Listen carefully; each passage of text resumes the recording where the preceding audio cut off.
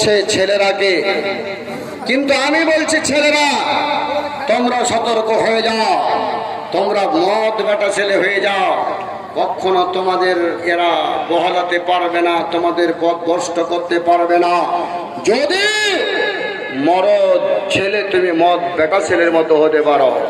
আর তোমাকে বলছি শোনো, যে মেয়েটার পিছনে তুমি চলতে গিয়ে তোমার ইজ্জতে রোডার চলছে, তোমার ইজ্জতে লাঞ্ছনা চলছে, তোমাকে মার খেতে হচ্ছে, তোমাকে গালি খেতে হচ্ছে, আল্লাহর কসম বলছি সেই মেয়েটা, যেই মেয়েটার পিছনে তুমি পড়ে তোমার জাত কুল গেল, তোমার ইজ্জত গেল, তোমার সম্মান গেল, ওই মেয়েটা তো এমন একটা মেয়ের যুবক যে তুমি বিয়ে করলে তার ছেলে হবে, তার মাসে মাসিক আসে, সে পায়খানা করে, সে পেচ্ছাপ করে।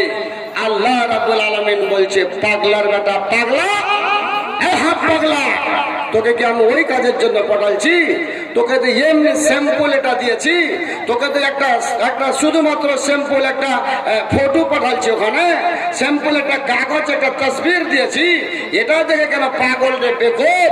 আমার বান্দা আল্লাহ বলছে ওয়াহুরুন আইন, আমি আল্লাহ তোকে জান্নাতের ভিতরে টগরি টগরি বড় বড় চোখওয়ালা তোমাকে স্ত্রী দেব।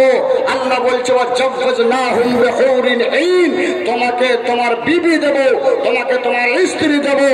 এই যুবকের দল, যে স্ত্রী তোকে জান্নাতে দেবে, একবার যদি তোর ওই বিবি, একবার যদি তোর ওই বিবি, একবার যদি তোর ওই স্ত্রী, যেই তোকে স্ত্রী জান্নাতে দেবে, যেই বিবি তোকে জান্নাতে দেব, ভবিষ্যতের কথা একবার যদি এই দুনিয়ার দিকে যদি একবার ঝালাক মেরে খালি দেখে নেয়, আল্লাহর রাসূল বলছেন দুনিয়াটাই একবারে আলোয় আলো হয়ে যাবে। বলুন সুবহানাল্লাহ। আরে